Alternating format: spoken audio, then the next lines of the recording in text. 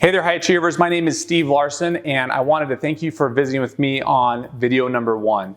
Today, we're going to be talking about how to create a great life in retirement. What numbers do we have to get to in order to have a great life in retirement? What does that look like?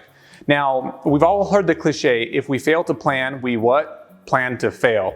Now, a lot of us don't like to look at this because we think, oh, this will all work out, or we'll just put a little bit of money away and it should be enough and we'll figure it out. But let's get some mathematical certainty around this so that we can for sure know that we'll have a good life through retirement, whatever retirement looks like for you. Okay. Now, you remember as a kid those little flip books that were like a Mad Lib, and it'd say, hey, enter an adjective here or a noun here, and you fill in the blank and you have this silly story. Well, I'm going to break this down into 7 simple steps where you just do one simple calculation on each step and you get to figure out what we need to do to get you into a great retirement. All right, so let's get started and let's get into this financial Mad Lib, all right? So here we go. First step is write down what is your acceptable level of living. We all live in different parts of the country. We have different lifestyles that are comfortable to us. And so what is your level of acceptable living? So let's say it's $10,000 a month, all right? So $120,000 a year. We take that $120,000 and we divide it by 0.04. Now, the reason we do this is that in the financial space, there's a thing called the Monte Carlo simulation, and it shows that the rate of distribution that you can take out of your retirement funds is only 4%. Otherwise, you're going to jeopardize the whole thing and you're going to run out of money in retirement. So in this case, we take the 120,000 and divide by 0.04, okay, the distribution rate, 4%. And that gets us to this nest egg number of $3 million, okay? Now, we know that since we're young, we have inflation working against us, that we've got to adjust this $3 million for inflation. Now, a simple way to do that, there's a lot more complex ways to do that, but the simple way to do that is if you're closer to the age of 36, then multiply that number by 2.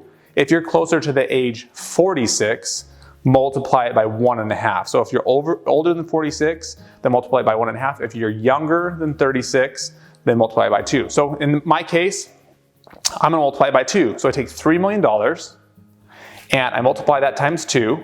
And that gets me this target number of $6 million, okay? Now, where do we go from there? So we're already 3 steps into it. This Mad Lib's coming along. It's not too complex yet, right? So we take that $6 million and we say, okay, how much capital do we have at work right now? What's in our retirement accounts? What's in our the equity in our real estate, and all these different things. So we want to take that, and let's say that number ends up being $250,000 that you already have at work, all right? So at work means it's gaining a return. So you take that $6 million target, subtract out the $250,000 already working for you, which leaves you this gap, right? We've got this gap of $5.75 million. You're like, whoa, that's a big gap. But just go with me for a second. That's why we have to plan on this stuff, because the better we plan, the easier it is to get there. So now let's put that number just on the side burner for a second, and let's figure out how many more years of earning years we have in our careers. So let's say we want to retire at 60. We take 60 minus, I'm currently 36, right? So I take 36, so I've got 24 years of working years, earning years, to be able to earn this money. So now that we have this $5.75 million gap that I've got to get to over the next 24 years, I've got to put about $240,000 into that account in order to hit that target.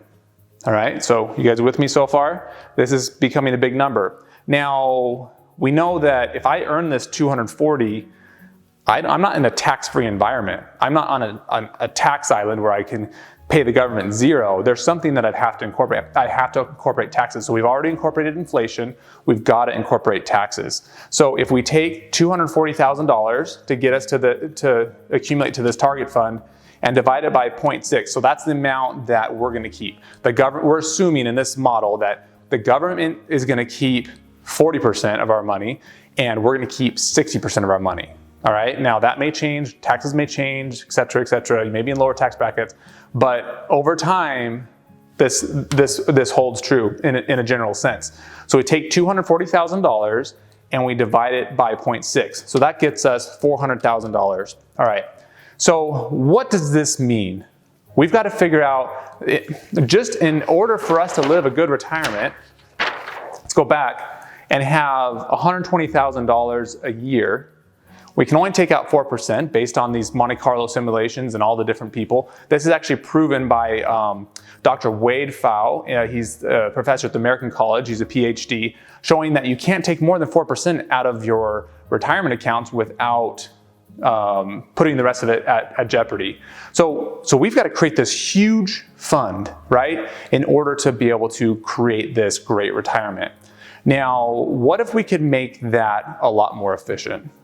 This can be daunting. Whatever number you picked here, you end up getting this huge number that you've got, this huge hurdle number that you've got to get to hit your target and be able to live a good life. So what if we can make that easier? What if we can make that pain, that sting a little bit, soften that quite a bit?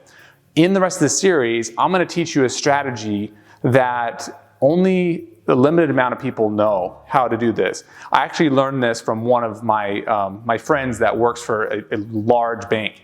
And we're going to talk about that in video number 3.